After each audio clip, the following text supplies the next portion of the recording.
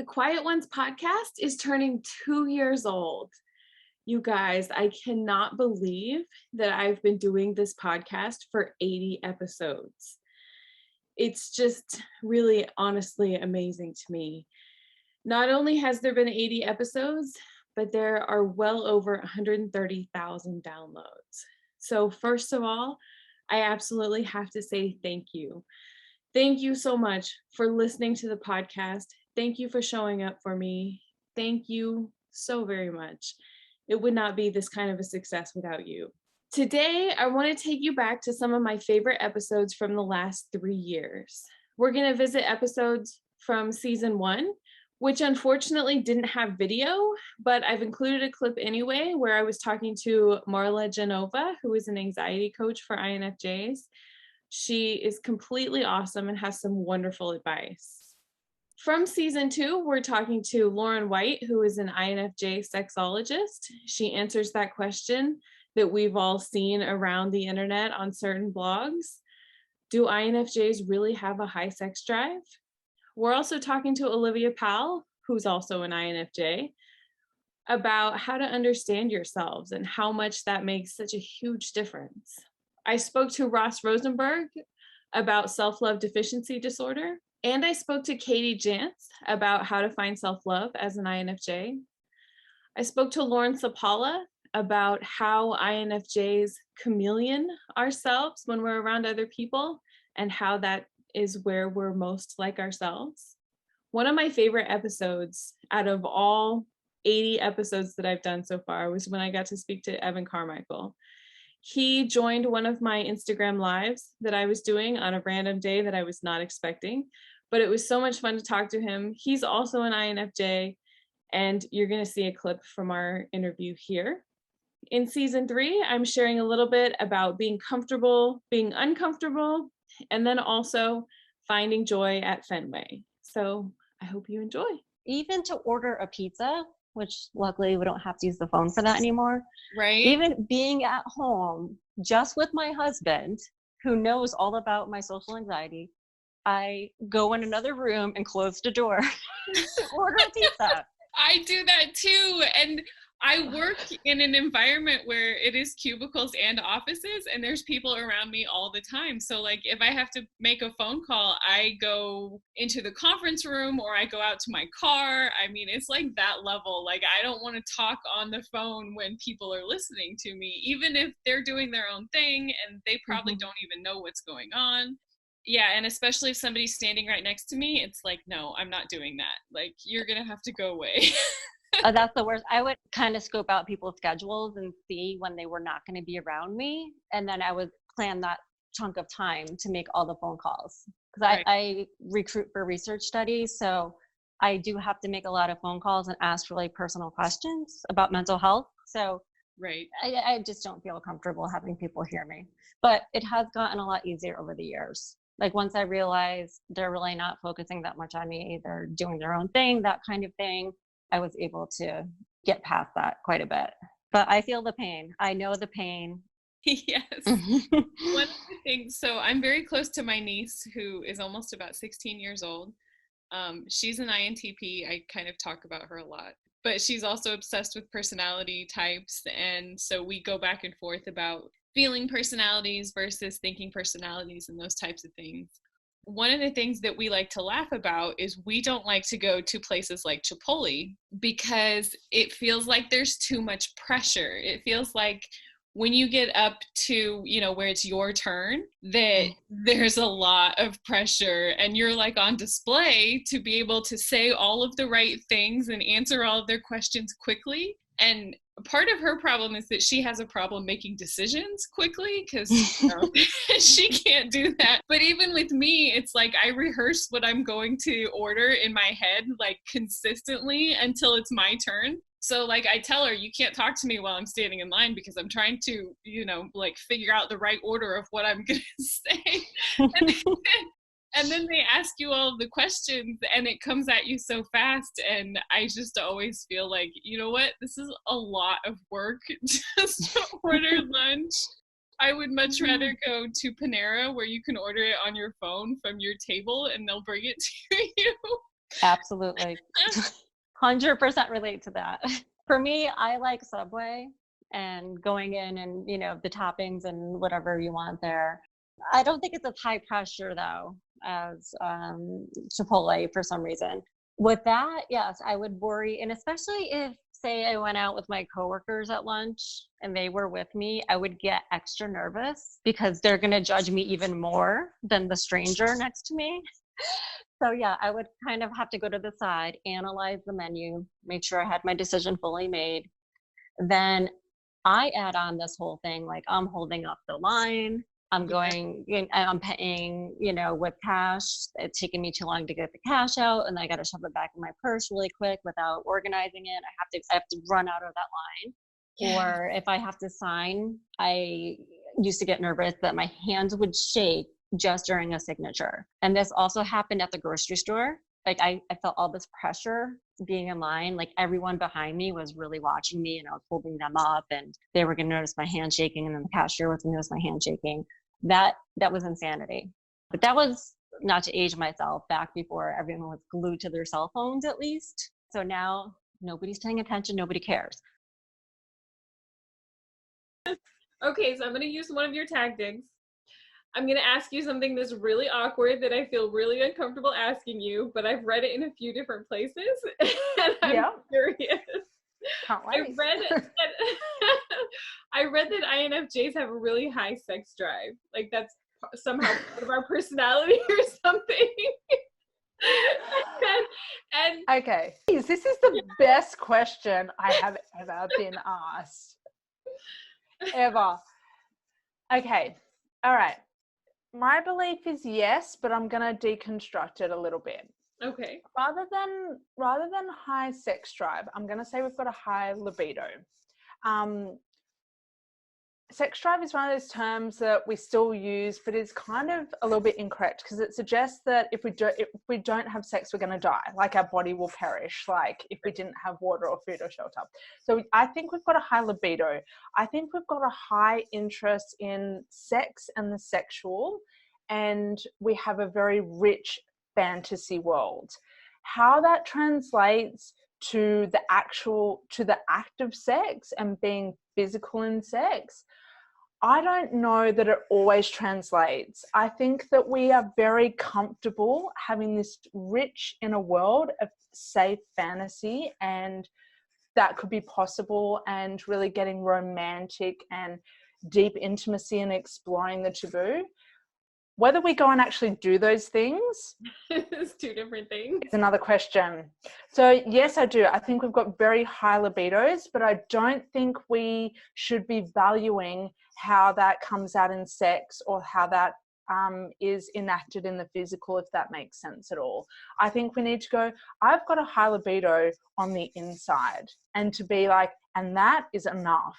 Like one of the things that we grapple with is not feeling enough and feeling like we don't fit in what is a very classically extroverted world. So this has been one that I've had to reconcile over the years myself, and it's something I'm very frank about on my blog, about how often I have sex and what I think sex is. And sex to me is so much more than intercourse, or however you define that, or using a sex toy, or experiencing genital touch, either with yourself or someone else. It is so much more than that to me, because it's a massive web. It's how I respond when I watch a scene in a movie. It's how my body moves when I hear a song that just sounds like sex to me. It's just like, it sounds sexy, and it sounds like what I think of as, or what I feel is sex. And there aren't words for that. There isn't and it isn't like, I hear this, so I'm going to go have an orgasm over it. Like, it's not, it doesn't work that way for me. It's just that feeling and that moment in time is enough. Like, I feel like I've been sexual just hearing that piece of music and going, oh, and like, even just you asking me that question brings this like movement into my body of just like, yeah, it's all there. It's all there. It doesn't mean that I'm going to go do something about it. It doesn't mean I'm going to go have a one night stand. It doesn't mean I'm going to go, pounce on someone or self-pleasure over it. It just means that I felt something that felt sexual to me, or felt like libido or felt like sexual energy, and that's enough. So yes, I do, but it's not maybe what you classically think of as being sexual. It's very different, and it really brings me so much liberation rather than getting caught up in but I haven't done this for X amount of days. I haven't, propositioned my husband for 6 days. Is there something wrong with my sex life? Is there something wrong with my libido? It's like, well, no, I've been reading about sex. I've been talking about it. I've been fantasizing. I've heard this music. I've watched this movie. I've seen this piece of art that really does something for me. Doesn't mean that I'm not sexual just because I haven't gone forward in the bedroom.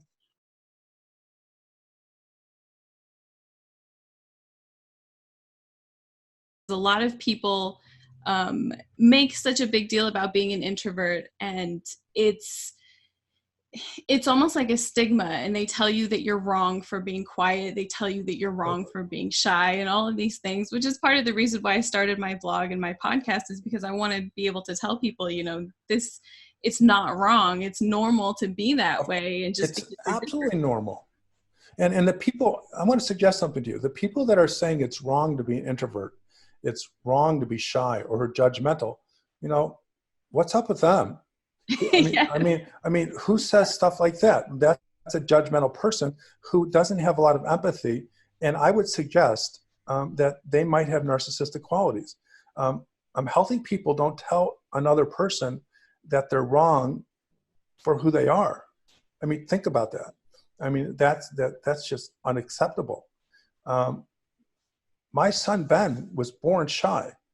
I'm shy. No one believes me, but you won't know that in these interviews. You won't know it in anything else. But when it comes to meeting new people, but because of my confidence, because of my self-esteem, because of all the therapy I've been in, you can't. That shyness does not have a negative impact on my mental health. Yeah. But when I was a teen and in my 20s, when I was insecure, I felt unlikable or unlovable. That shyness supported my self-love deficit disorder. It supported my lack of self-esteem. It proved it.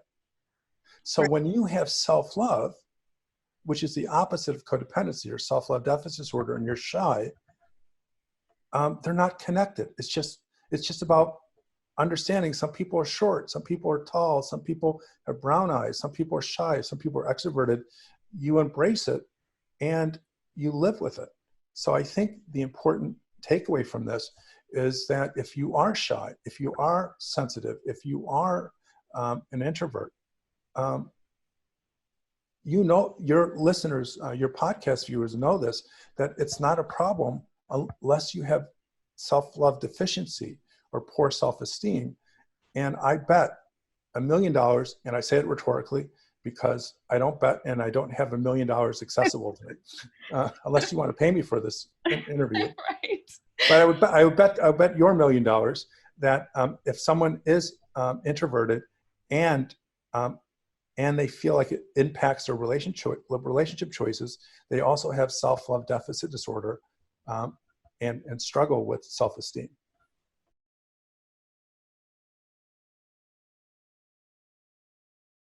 For the longest time, I honestly thought that I was born without self-love, without self-confidence. I was just like, I never had it. It was something that I've always struggled with. And I've sat through so many conversations with my parents, with teachers, even with bosses at times, which gets kind of awkward, where they're like, your problem is that you don't have any confidence. And I'm like, yes, I know that's the problem. How do I fix it? And they're like, I love that you're so excited. You're like, yes, I do have this.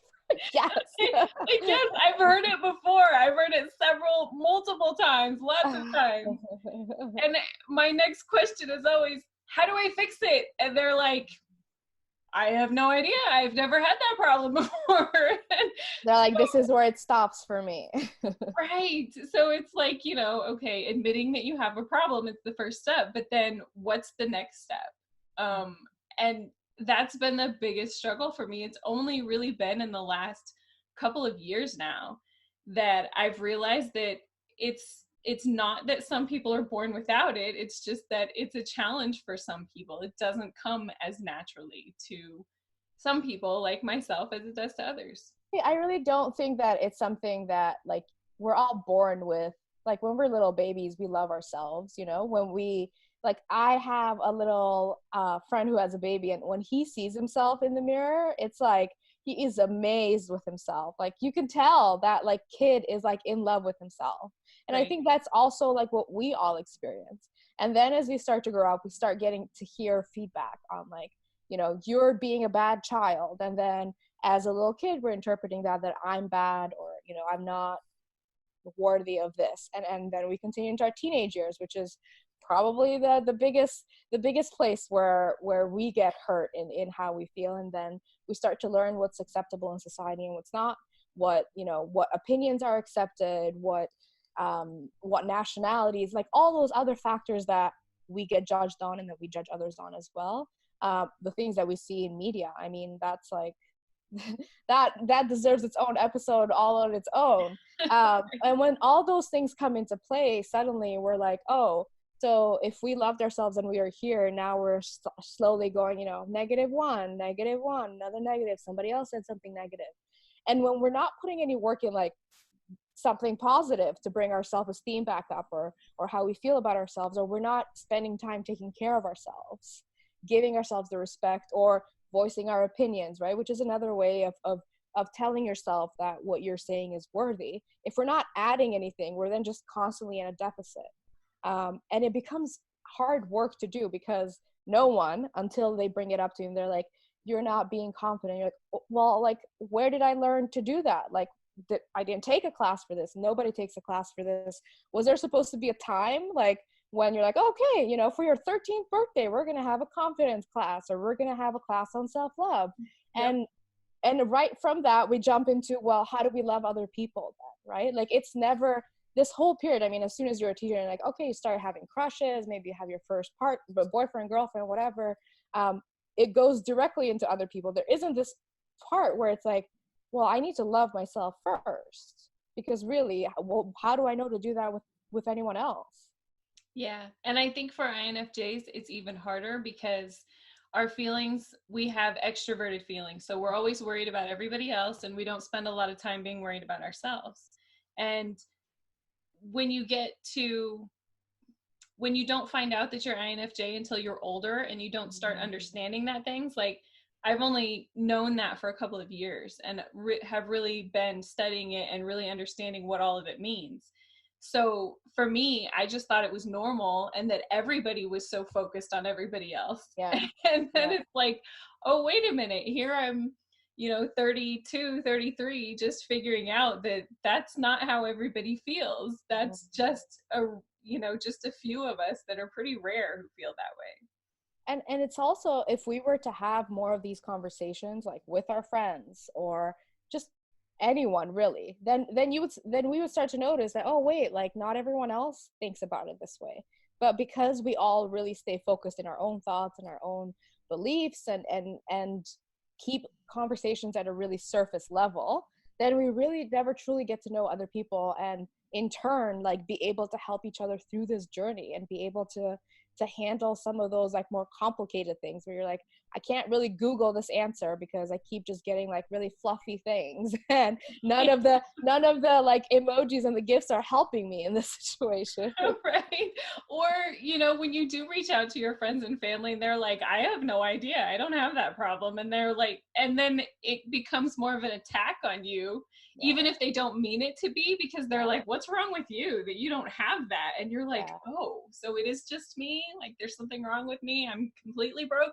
I thought it was just a little bit, but now it's like totally. Thank you so much for your help again. Yeah. So where do I even start looking? I mean, that's my biggest question, honestly, because a lot of people ask me that too. And I'm like, it's just been a process for me, and I'm really starting the process out. So where do you tell people, where do you start looking when they have that problem? Yeah. I mean, I think there's never really like a right or wrong time to start. because whatever it was that maybe that's the wrong term, but that really clicked for you, that you're like, wait a second, like it's true, everyone else tells me I don't seem confident, or they don't see me as someone who's confident, or I can tell that I don't really have a lot of love for myself, or I can be my own worst critic. I think that is one of the biggest flags, where we flat out say I'm myself's worst critic. Then that's really like a confirmation, I think, or a bland like explanation that there is no love there. Because if I'm my worst biggest critic, that means there's no way for the love to come through anywhere, because the critic is the only one that's going off. And Right. so I don't think there's ever any wrong time. I think whenever it happens is the right time for you, because we have to also be in the place to be able to accept that now is the time for me to look at them, or to look at this. Now I have a little bit more maturity. Now I see how it's affecting my life. Now I've chosen to live my life differently.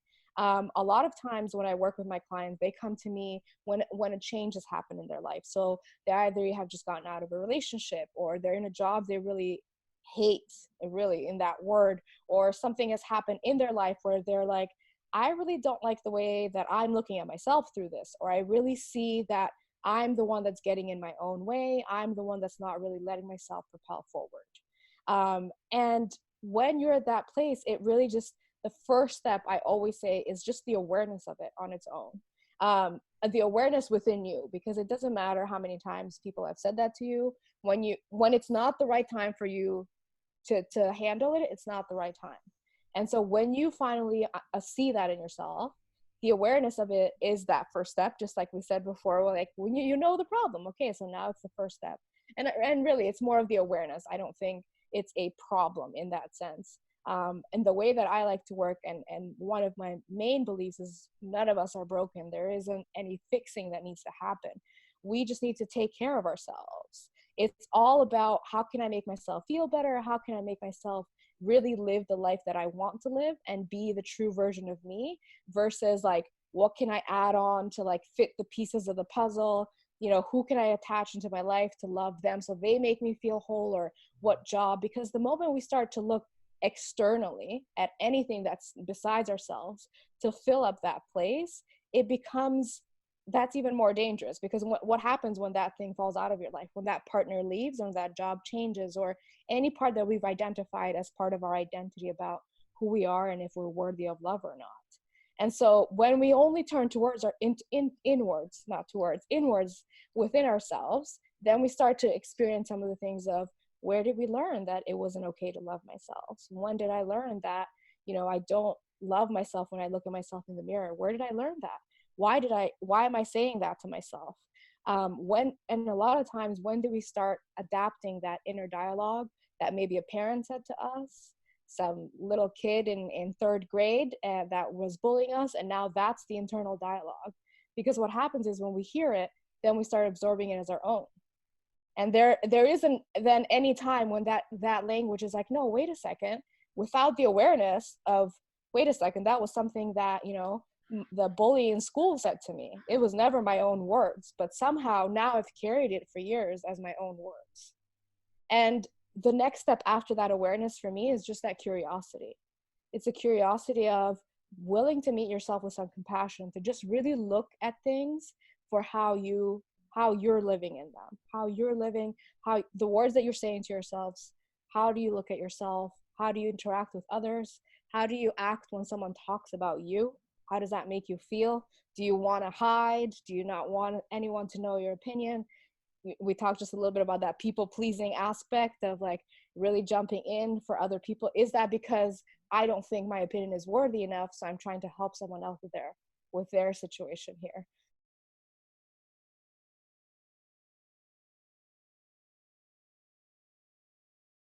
For me, I was at a point in time in my life where I just felt really misunderstood. Like, not misunderstood, I just didn't feel like I was understood.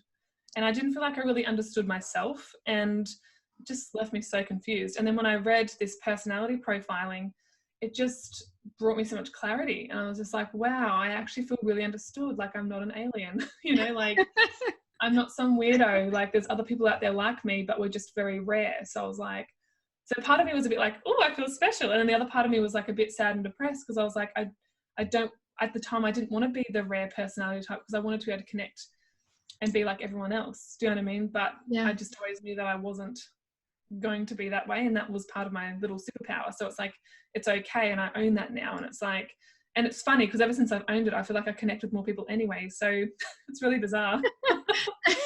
I feel the same way. And I think that was the biggest thing for me, is so many people were like, you know, you shouldn't be so quiet. You shouldn't be so shy.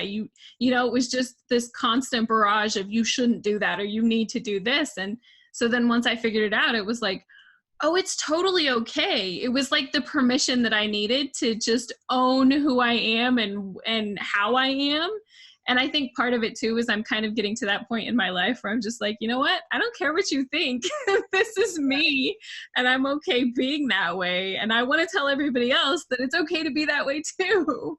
It is. And like, society kind of tells us, you know, directly and indirectly, that we're all not good enough. We're not pretty enough. We're not symmetrical enough. We're not skinny enough. We're not educated enough. We're not funny enough. We're not flirty enough. We're not sexy enough. It's just kind of like, there's always these subliminal messages that it's like, we're just not enough as we are. And it's total bullshit, because it's like, if we're happy with who we are, who gives a shit what society thinks? Who gives a shit what Mary Jo next door thinks? Who gives a shit what that guy on the online dating site thinks? Like, the moment that you actually start to accept and celebrate the fact that you are a bit more shy, the fact that you are a little bit more introverted, a little bit different, whatever, like, that's when I feel like the doors open up. But when you do it without expecting anything, that's when it kind of happens, I found. I think most INFJs are so highly anxious, and that's the way we use the J to self-soothe our anxiety by bringing in the planning and organization. And the going with the flow, it's not that like we're actually that whimsical or that we're that spontaneous like an INFP, where we're like, oh, there's so many different options, let me just dance around with all of them. No, it's that we're trying to keep the harmony. You know, on our own, we have definite preferences. When you introduce a second person into it, we will chameleon to make them happy. And I think a lot of INFJs feel bad about that. Like, we feel weird that we're such chameleons, but that is the way we are wired. That is the way we are most ourselves, is to preserve harmony. INFPs, on the other hand, they can get very stubborn. If an INFP, if their feelings are clashed with their personal feelings on a subject, they can get very resistant and very rebellious and loud. INFJ is not so much. We'll just like, let me keep peace in the moment, and then I'm going to quietly go off and kind of sneakily do what I want to do anyway. And I just won't mention it to the person, and they won't get upset. We're like a little bit more deceptive. We can bring in that deceptive part of us of like, I just want to keep the peace. Right. So I'll hide things. INFPs are much more like, that's wrong, and that clashes with my values, and I'm going to let you know it. So Thursday, so today's Thursday. Thursday is my extrovert day.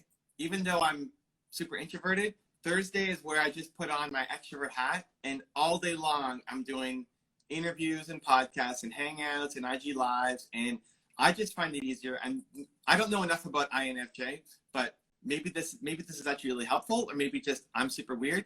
But I like knowing that just one day a week I get to do all of my interviews and just carry the energy. I actually gain more energy over the day by being just in that mode, and I don't have to worry about writing my next book or making videos or anything else.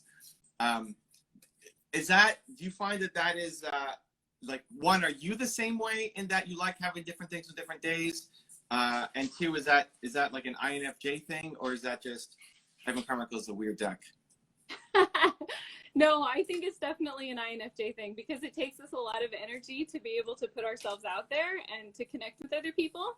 So scheduling it all in one day definitely helps a lot. And I need to be a lot more intentional with that for sure.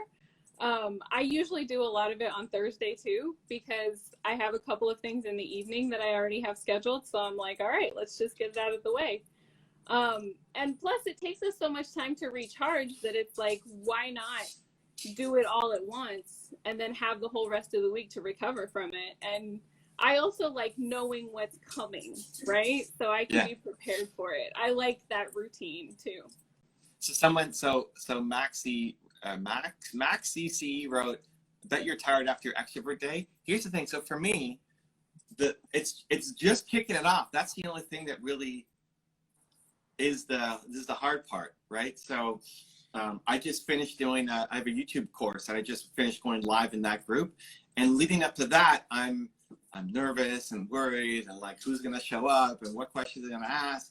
But after the end, you're like, that was amazing. Right? And so then I see Sarah go live, like, I want to join in. Let's go live together, Sarah. Right? And like I actually gain more energy. So by the end of the day, I'm probably gonna crash, but come like 2 o'clock, 3 o'clock, 4 o'clock, whoever I'm talking to, I'm actually bringing the whole energy of I'm bringing Sarah's energy all the way forward to the end of the day. But it's just getting started that I find really difficult.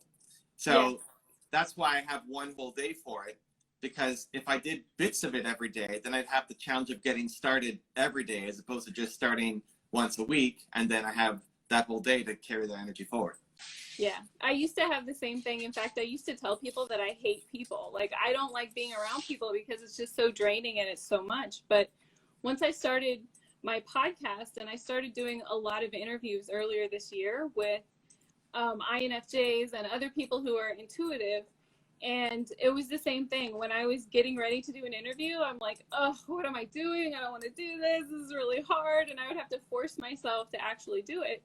But during the conversation, I could feel my energy level rising. And by the end of the conversation, I'm the same with you. I'm like, yes, that was so awesome. Let's go do another one because it was so cool. It's the connection that we're looking for, and connecting on things that we're passionate about and talking to people who care about what we're talking about. It's those deep conversations that we really want. It's not that we hate people. It's that we hate shallow conversations. Yeah. We want something that's deep and meaningful. Yeah. In my language, it'd be like serve, right? You're built to serve. You want to know that the work you're doing matters and is serving other people. 1,000%. Like if you woke up and felt like the work that you did matters, I think that's such a great gift. And you're willing to, you love actually talking to people, knowing that you're helping them. We want to help others, but we're afraid of others and their judgments and, opinions and everything. And so like, that's the constant battle. I'm with you. I was on an airplane late last year. I was speaking at an event in Puerto Rico, and I was on an airplane, and I hate talking to the guy next to me in the airplane, right? Like, hate it. I never do it.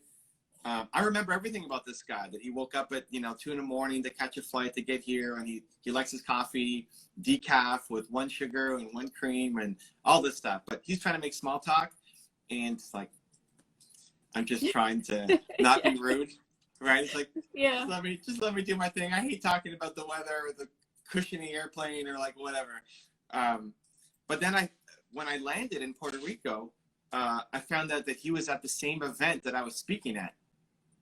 He was, and then I saw him the next day, and then we started talking about his business and how I can help him. And then it was an instant click, because if you know that you can help them, you can serve them, it shifts the whole conversation, because now there's a lot of depth and meaning, much more than just, hey, so why are you going to Puerto Rico, and just trying to make small talk.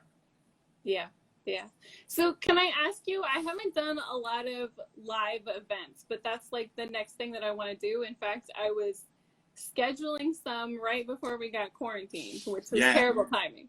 But it's terrifying for me to talk in front of people, especially in person. And I'm hoping it's going to be a significant amount of people, right? At least, a few to begin with. I used to have a job where I had to speak in front of like 25 people, but it was kind of a rehearsed thing. So I knew what to say every single week. Yeah. How do you deal with that? I'm assuming it's a lot more draining than just being live on video. So how do you deal with that? So I don't know that I call it draining. It's definitely a lot more stressful.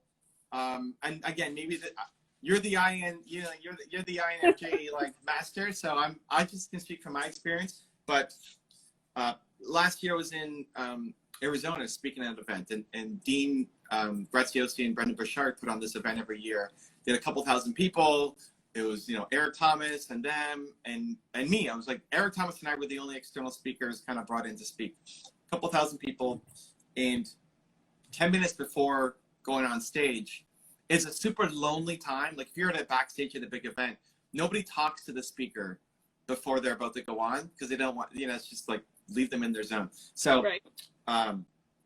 I decided I was going to go up with no slides just because, right? So now I got to speak for an hour with no slides. So there's nothing even to save me.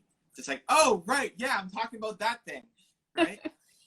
And I forgot what I was going to start with. So I was backstage kind of pacing, practicing, just trying to remember what I was going to do. And I forgot how I was going to open up my speech.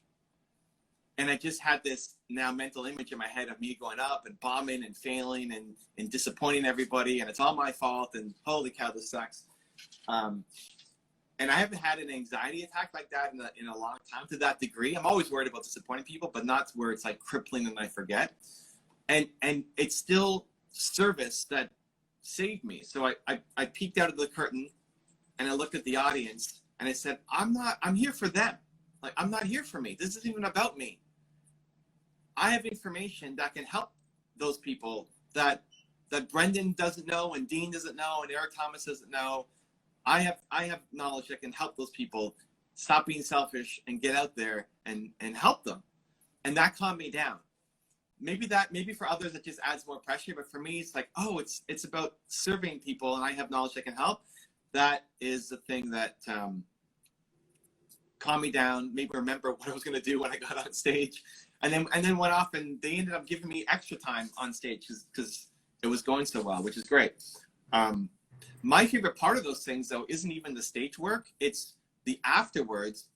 And this seems so weird for an INFJ, or maybe it's normal, I don't know. I stay in the hallway for 5 or 6 hours after the event.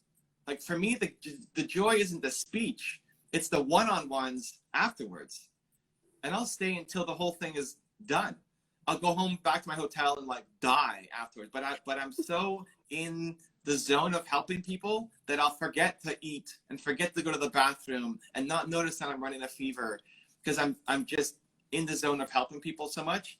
And I love the speaking, not for the speaking. I love the speaking as the setup to have people come and ask me questions after so I can help them. Yeah, so that's what I do. Yeah, I love helping people too. And my biggest fear as well is disappointing people. Every time I think about my podcast or the courses that I'm doing or, just being on Instagram, it's like, okay, I don't want to disappoint anybody. And every time I get terrified, I go back to that too. I'm here to help people. And if I can just help one person, then that's all that matters. That's why I started my Instagram account. I thought if I could just help one person, and I never expected there to be 50,000 people on my Instagram account ever. We're just starting. It's just starting, Sarah. It's happening. I did because I just started it like a year and a half ago. So yeah, I'm definitely a lot newer at this than you are. You've been doing this for a long time. YouTube, yes. Instagram, I'm a little bit newer. I went hardcore on Instagram maybe 2 years ago. YouTube, 11 years I've had my main channel for. So yeah, it's pretty wild and crazy. So here's the thing though, like if you're afraid of disappointing people, but you also want to serve, that's where most people get held back. Because serving involves other people. You can't serve without helping other people, but if you're afraid of disappointing them, then it's like having your foot on the gas and the brake at the same time. Like you're capable of more, you want to do this thing, but you're so afraid that you don't go anywhere and you're just spinning your wheels.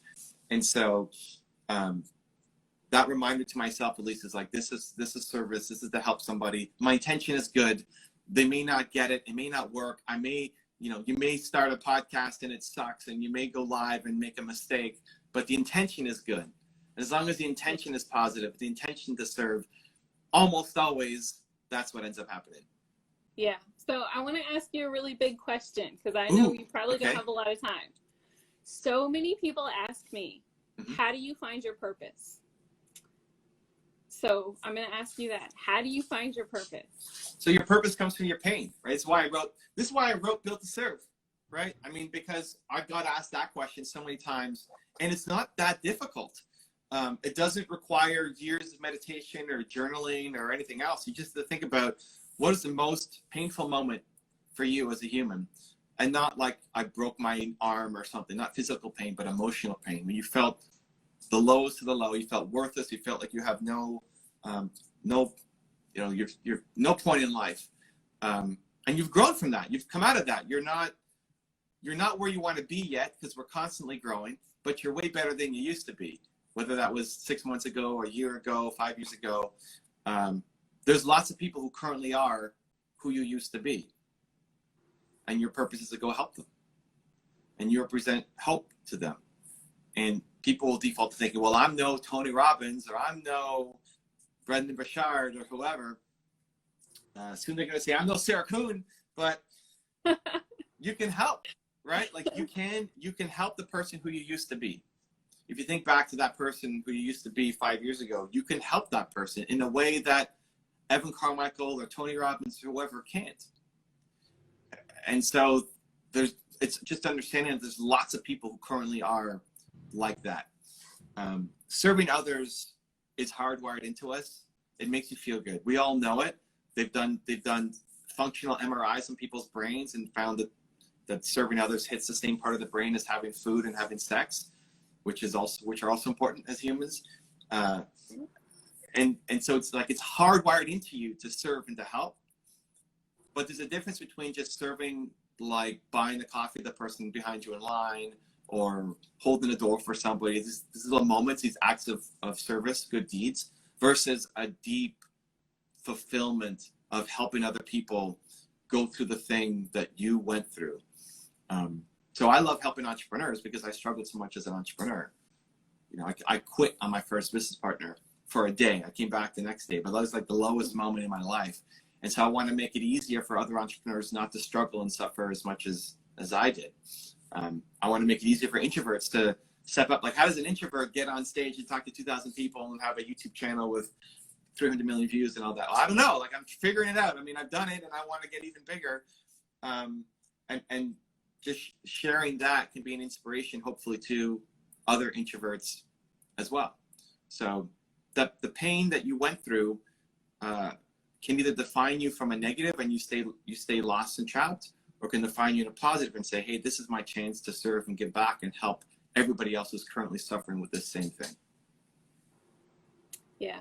Yes, for sure. That's exactly how I found my purpose too. That's why I started my channel, is because I was lost as far as what my personality type was and learning about it. And I thought, hey, if this information can help somebody else, then yeah, I need to put it out there. I need to do that. And I was one of those people who thought I didn't want to help other people. I read that about our personality and I was like, that's not really me. I'm more of a stay in the, behind the scenes type of person. But then once I started helping people, then I really found a passion for it. And I realized that's what I want to do. And I want to do more of it and more of it and more of it. And pushing myself past all of those fears and insecurities is difficult, but then you go back to your why, and yeah, it's worth it. I love it. Look what's happened. She's at 50,000, she's growing, just got the lives. It's great. I love it. Anyway, I saw you go live and like, this is awesome. I wanna hop in and just spread some love, and thank you for the conversation. And I'm so pumped to see you continue to grow where you've come from in such a quick amount of time. And I'm so pumped to see where you take it in the next year and a half. Yeah, thank you. And thank you so much for all the inspiration. I love your book. I'm telling everybody about it. Yeah, thanks for joining us. I really appreciate it. Amazing. Thank you, Sarah. Bye. Bye.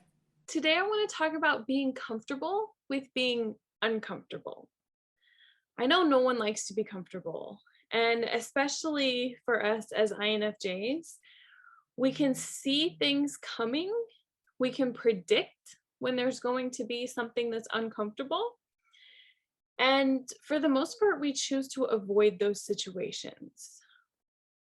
We don't want to be in a situation that is weird or awkward, and we know how to fix it. So why would we be, right? If you missed the last episode about INFJ anxiety, I really suggest that you go back and listen to it. It has a lot of good information about fixing these kind of situations. But on this episode, I really want to focus on being uncomfortable. we avoid it so much that we actually have different versions of ourselves for different people that we spend time around. Because a lot of us have different levels of comfort with different people that we know, right? I'm a different person around my parents. I'm different than I am around my friends. In fact, if you put 3 or 4 of my friends together in a room and ask them questions about me, they would probably answer them all differently because I'm that different around each one of them. I'm different around the people that I work with. I'm different around the people that I go to church with. And then I act completely different when I'm at concerts versus when I'm at the grocery store, right? So some of this is normal. Everyone acts different at church, hopefully. Everyone acts different at a grocery store, right? You don't expect people to scream at church, but screaming is totally fine at a concert. It's completely acceptable. And most people are a lot more polite at work than you would be at home because you're more comfortable at home. But for INFJs, we take this to the extreme, right? So like I said, I'm a different person around my friends. With one of my friends, I can be very, very outspoken and very crass. With another one of my friends, I'm very prim and proper. It's almost like I mimic how they are. So if they're okay being outspoken and straightforward, then I'm fine being that way too. If they would rather be more laid back and more proper about things, then I'm okay being that way too. With my parents, they kind of know me as the person that I was growing up, right? So that's how they expect me to act. And at work, I'm different as well because I'm very agreeable. I don't want to create too much, uncomfortableness. I don't want to rock the boat. So I'm just very agreeable with everything. But I have to ask myself this question, why can't I be myself around my friends? Do I really even know who I am? I mean, that might be a whole nother podcast episode in itself. That could probably be a book or 2 or 3 in itself. I have a story that I want to tell you. This honestly could be 2 or 3 of my friends, probably more, because most of my friends, I'm 35, so most of my friends are around that same age. Some of them have kids that are 10 or 15 years old. Some of them have kids that are smaller, and everywhere in between. So this story really isn't about one of my friends. It's kind of a combination of all of my friends, but the same situation happens with all of them. Usually they'll invite me to go out to dinner or to spend time with them in some way. And like I said, they all have kids. So it's usually not like a, hey, do you want to go out to dinner? As in you and me, it's, do you want to join our family and go out to dinner? So it'll end up being me and them and their kids and sometimes their husband too. And it turns into this weird situation that's kind of like a third wheel, but it's almost like a fifth wheel because there's all these other people. And then you go out to dinner, and their kids are like constantly interrupting you. And, they want to talk to me. And there's only so many things that you can say when you have kids around. And if their husband is around, there's only so many things that you can say when their husband's around. And some of their husbands don't agree with some of their views about the world. And so that limits what you can say even more. So it really turns into this awkward situation where I just feel like I usually end up sitting there going, I don't know why did I agree to this? Like, what am I doing here? But the thing is that I don't want to say no. I don't want to tell them that makes me really uncomfortable. I don't want to be the one to speak up and say, I don't want to go to dinner with your whole family. I don't want to hang out with everybody. can you and I just have dinner sometime? Can it just be the two of us? Can we have coffee? I don't know why that's so difficult, but it really is incredibly difficult. And here's the thing. I imagine in my head myself saying this to them. And I think if I tell them this, then they're going to be mad. And if they're mad, then I'll be really uncomfortable. And if I'm uncomfortable, then I won't be okay that they're uncomfortable. So then I'll have to make them comfortable so that I can be comfortable, right? It's this weird contortion of the way that I think about things. And the whole thing is that I'm trying to avoid being uncomfortable. There really is, it's just really, really difficult, right? So the question is, why are we so afraid to be uncomfortable? The only answer that I can come up with is that if someone is uncomfortable, then it doesn't feel safe. It feels to me like something really dangerous will happen. Now, what is really dangerous? Well, to me, the first thing that comes to my mind is that if I say this to my friend, maybe she won't want to be my friend anymore. Maybe she won't want to hang out with me, which, you know, is a form of rejection, which is scary for everybody. But if she doesn't want to hang out with me and be my friend anymore, well, then I won't have any friends because I really don't have that very many friends to begin with. This morning, if you're on my email list, I started the day really badly. I was supposed to send out an email to about 6 people, and instead of sending it to 6 people, I sent it to like 6,000 people. It's one of the fun things about doing mass emails. Every once in a while you mess up,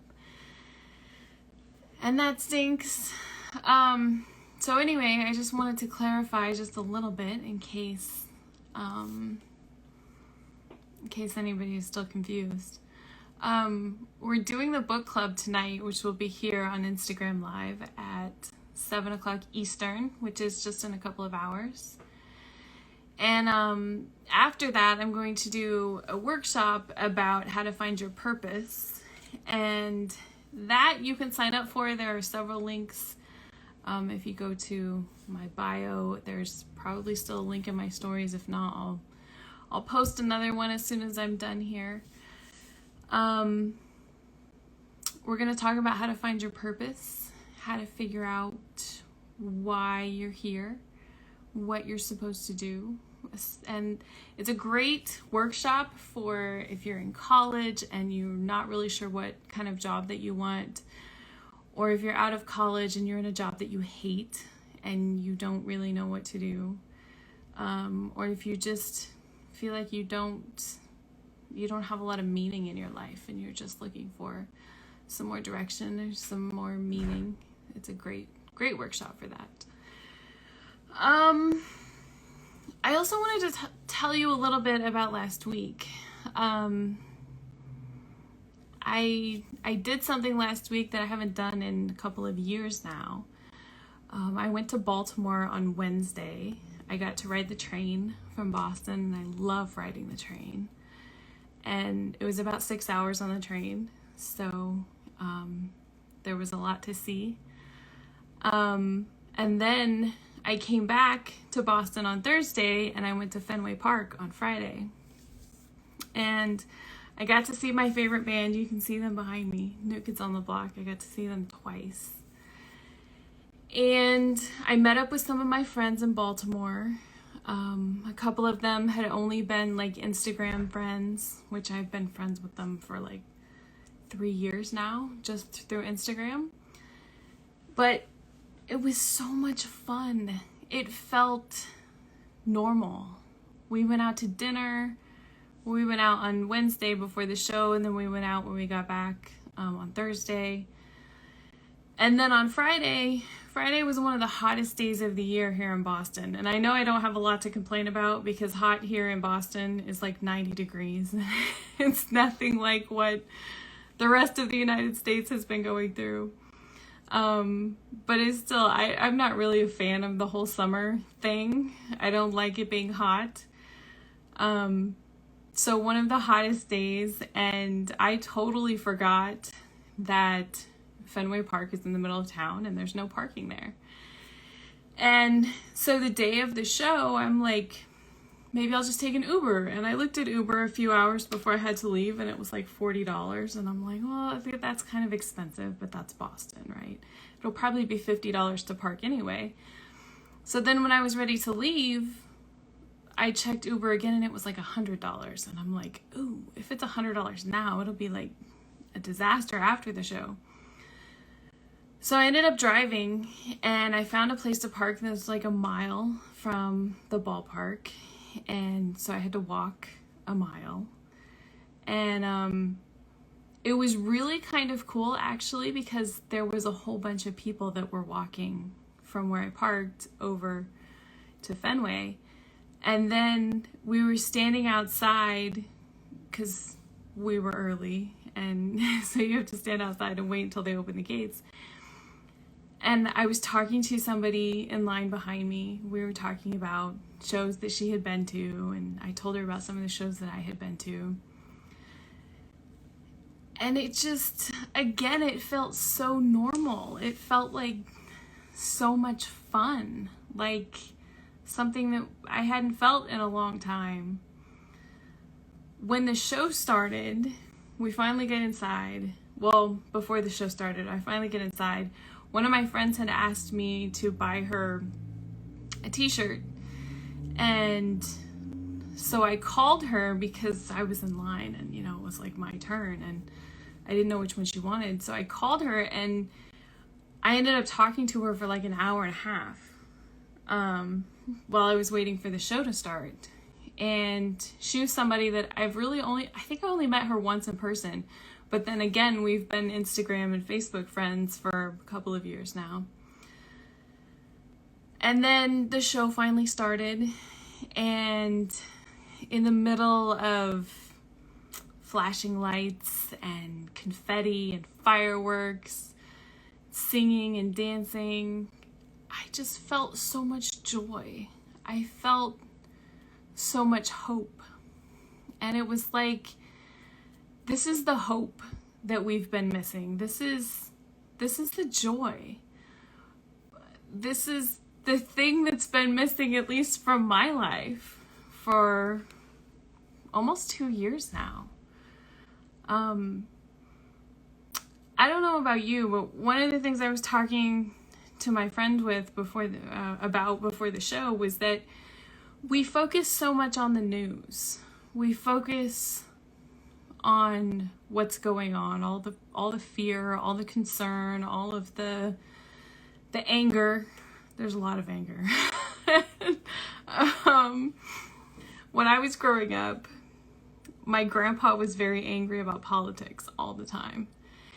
And my mom was always like, just don't bring it up. Don't make it worse. You know he's gonna yell about politics. Just don't make it worse. Every time we go see him. And then my dad got a little bit older. A new president got elected. And he started yelling about politics. Everything was about politics. And I was like, oh, maybe this is like genetic. Like it runs in my family. But hopefully I have, 50 or 60 years before I get there. And then last year happened. COVID and all of that. And I started watching the news all the time, which I had never done before. And my friend told me, she's like, once you see it, you can't not see it. And I really hope to God that's not true. Because last year, not only was I sick for most of last year, but I spent a lot of time watching the news. And now I'm that person who's angry and yelling and throwing huge fits about politics, and everything that I talk about is about politics. And I hate it. I don't like being angry. I don't like living in fear. I don't like all of the uncertainty. I don't like, it feels like a lot of fear mongering. Like they're just looking for something to tell people to be afraid of. And I don't like that. It feels like just trying to survive. And there's no hope there. There's no joy there. There's no happiness there. So going to the concert for me was like, not only was it like a lot of fun that I needed, but it was kind of this awakening for me too. Like I've been living in the wrong mindset. I've been living in this wrong place that is not fun, and I don't want to be there. I want to focus on something better. I want to focus on joy and hope. Thank you so much for checking out this video and for listening to my podcast. I really, really appreciate it. If you don't listen to my podcast yet, or you haven't subscribed, please make sure that you do. You can find all the information at thequietonspodcast.com. That will give you all of the episodes and then tell you everywhere that it's available, which is on all major podcasting platforms. Thank you so much for watching, and I'll see you soon.